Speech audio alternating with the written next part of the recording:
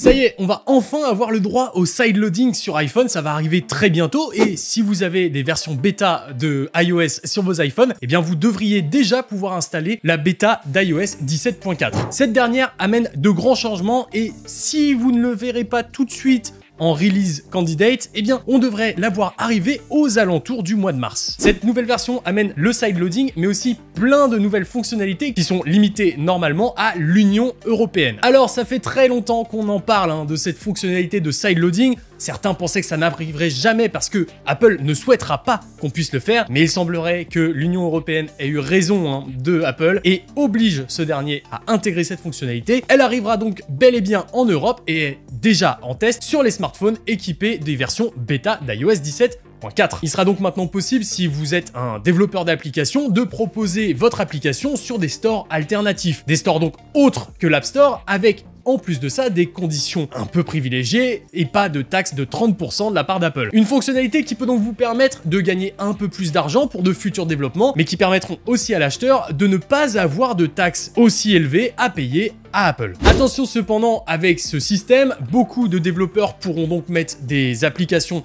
sur les stores alternatifs et ces derniers pourraient se retrouver remplis de virus. C'est donc à la discrétion de l'utilisateur de faire attention à ce qu'il va aller chercher sur internet. Alors ne téléchargez pas des applications porno chelou qui risqueraient de remplir de virus votre smartphone. Là c'est juste du bon sens, mais je pense que vous connaissez un peu la chanson. On continue avec le navigateur par défaut et en France, on va avoir le droit à pas mal de navigateurs différents sur lesquels on va pouvoir choisir, s'orienter et potentiellement décider d'utiliser. En France par exemple, Apple a communiqué sur les différents navigateurs qu'il sera possible d'utiliser avec son iPhone. La liste s'affiche actuellement à l'écran. On devrait retrouver Aloha, Brave, Chrome, DuckDuckGo, Ecosia, Edge, Firefox, Onion Browser, Opera, Private Browser Deluxe, Quant et évidemment Safari. On devrait donc, comme sur les smartphones Android, à l'allumage du smartphone, pouvoir choisir et le moteur de recherche, mais également potentiellement le navigateur par défaut. Ou alors passer par l'App Store ou les stores alternatifs derrière pour choisir celui qui nous intéresse le plus, celui avec lequel on a nos affinités pour l'utiliser après au quotidien. Alors, on est d'accord, ça peut poser problème. On aimait Apple parce que le système, bien qu'un peu verrouillé, eh bien, nous permettait une certaine sécurité. Néanmoins, cette ouverture permet aussi à Apple de permettre à ses utilisateurs plus de personnalisation. Et ça, on est d'accord, on va pas cracher dessus. Rappelons donc que cette nouvelle version devrait arriver début mars sur les iPhones et on entend parler ça et là d'une date autour du 6 mars. Ça va donc arriver très vite, mais d'ici là, en mars, il va se passer d'autres choses. Et on passe au deuxième sujet de cette vidéo qui concerne les futurs Mac, mais aussi les futurs iPad. Alors, on le sait et ça a étonné beaucoup de monde. En 2023, Apple n'a sorti aucun nouvel iPad. Et ça, on était très surpris de le voir, puisque généralement, on avait le droit soit à une mise à jour des iPad, iPad Air, soit des iPad Pro. Bref, il se passait quelque chose dans le monde des iPads. En 2023, Apple n'a vraiment fait aucun bruit à ce sujet, et c'était peut-être pour se réserver pour 2024. Puisque selon Mark Gurman, eh bien, cette année devrait être l'année de renouvellement de la gamme d'iPad, avec plein de jolies nouveautés d'ailleurs à attendre sur cette gamme. En fait, dans sa dernière newsletter Power On, Mark Gurman a annoncé qu'Apple serait sur le point de mettre à jour l'ensemble de sa gamme d'iPad. Commençons avec les iPad Air. Si on connaît bien la taille de 10,9 pouces, qui est historiquement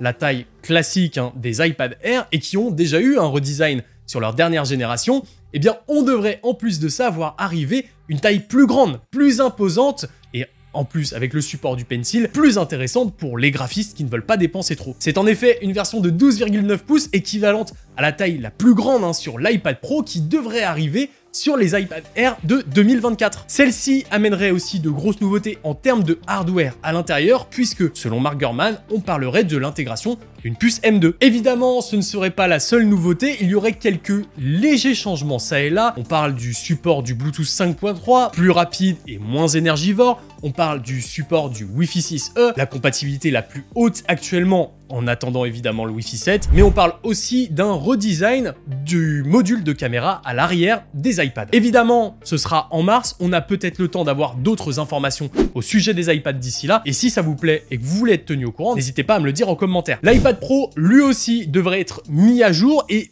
si son design général ne devrait pas tellement changer, on s'attend par contre à des changements au niveau de l'écran et de la puce à l'intérieur. À l'instar des iPhones, Apple semblerait vouloir différencier les différentes gammes en proposant des processeurs différents. Et donc, si dans l'iPad Air, on devrait retrouver une puce M2, les iPad Pro, eux, devraient proposer une puce M3. Alors là, clairement, de la puissance, vous allez en avoir, et je suis même pas sûr que l'iPad réussisse à tout exploiter. Néanmoins, ça fait toujours plaisir d'avoir autant de performance dans un iPad. Ça va vous permettre de faire du montage, de la création musicale, du dessin, du graphisme, même du développement d'applications presque lourdes. Tout ça depuis votre iPad. C'est plutôt cool. Ok, une puce M3, mais quel autre changement on peut s'attendre à voir sur les futurs iPad Pro? Eh bien, selon Mark Gurman toujours, on parlerait d'un passage du mini LED à l'OLED. Pas besoin de vous expliquer tout ce que ça implique, mais évidemment des taux de contraste encore plus précis, une définition d'écran bien meilleure, mais aussi et surtout ce serait du OLED LTPO et donc un rafraîchissement adaptatif qui pourrait aller de 1 à 120 Hz. Pour ceux qui ne comprennent pas tout ce que je viens de dire parce que c'est des mots très précis et très techniques, grosso modo, ça voudrait dire que votre iPad s'adapterait au contenu que vous regardez pour vous proposer un rafraîchissement plus ou moins élevé du nombre d'images par seconde qu'il est capable de générer. Ça permet tout simplement d'économiser de la batterie. Si vous êtes en train de lire une page web, pas besoin d'afficher 120 images par seconde, une seule suffit. Voilà donc pour ce qu'on est en droit d'attendre des futurs iPad Air et iPad Pro. Néanmoins, vous le savez, il y a des rumeurs qui tournent sur Internet, et ça depuis un moment, d'un iPad encore plus grand. Alors, si certains pensent 14 pouces, certains 16 pouces, on n'en sait pas plus, et d'après Mark Gurman, ce sera pas forcément pour cette année.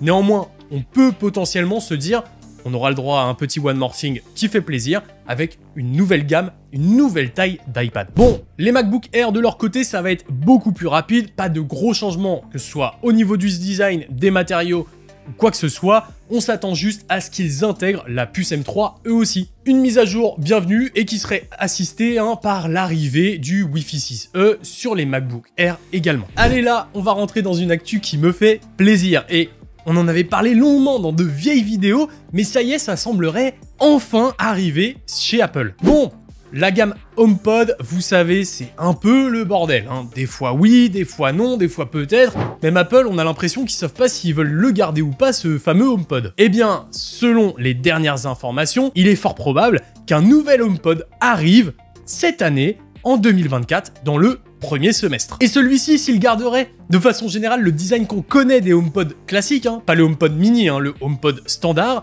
en amenant un petit twist très intéressant sur la partie supérieure. Et pourquoi on en est sûr? Eh bien, c'est dans les versions bêta de tvOS 17, on a pu détecter ça et là le nom de code B720 qui correspond à une gamme de HomePod qui n'est pas sortie encore. Je peux également vous montrer ces images partagées par Kosutami-san qui montrent différentes pièces prototypes de HomePod qu'il a réussi à avoir en photo de ça et là. Et je veux pas trop savoir d'où. Vous vous en doutez évidemment puisqu'on en avait parlé, reparlé et re-reparlé. Mais ça y est, le HomePod avec un écran tactile pourrait faire surface début 2024. Ce dernier, à la place du petit écran LED lumineux au-dessus, eh bien devrait laisser place à un écran LCD tactile, évidemment, qui vous permettrait de naviguer dans vos musiques, choisir le titre que vous voulez directement depuis ce dernier. Évidemment, vous attendez pas à un écran de folie, ce sera du LCD, potentiellement avec une définition très basse. Là, on n'a pas d'intérêt de regarder du contenu directement sur cet écran, mais seulement de contrôler notre media player. Et d'ailleurs, pour gérer tout ça, à l'intérieur, on retrouverait une puce qu'on connaît bien, puisque c'est celle des Apple Watch Series 7, la puce S7. Alors, la question que je me pose, et je vous invite d'ailleurs à m'en parler en commentaire parce qu'on sait que c'est un peu compliqué avec l'intégration des différents services de streaming sur HomePod. Mais ce que je me demande, c'est est-ce qu'on aura le droit à un player Spotify ou Deezer directement sur cet écran ou s'il faudra absolument avoir un compte Apple Music. Ce serait très dommage parce qu'Apple se fermerait à tout un panel de consommateurs qui, eux,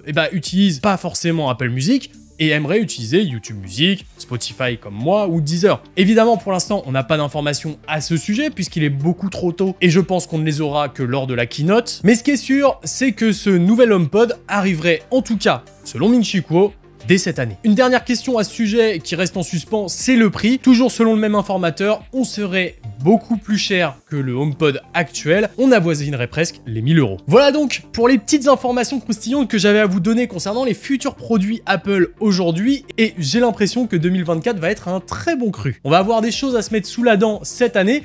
Rappelons quand même que l'année dernière a été assez pauvre en conférence de la part d'Apple. J'espère vraiment qu'ils nous ont préparé de belles choses pour cette année, et peut-être avec un peu de chance, un nouveau Apple Vision, pas en version pro et un peu plus accessible. Quoi qu'il en soit, si cette vidéo vous a plu, vous connaissez la chanson, le petit like, l'abonnement, la cloche, je vais pas trop vous gaver avec ça. je vous invite à regarder cette playlist qui, elle, vous redirige vers toutes les informations qu'on a actuellement sur les futurs iPhone 16 qui vont sortir dans 8 mois. Ça va arriver très très vite. Et moi, tout ce qui me reste à vous dire, c'est à très bientôt pour plus de vidéos sur la chaîne. C'était Nacrium.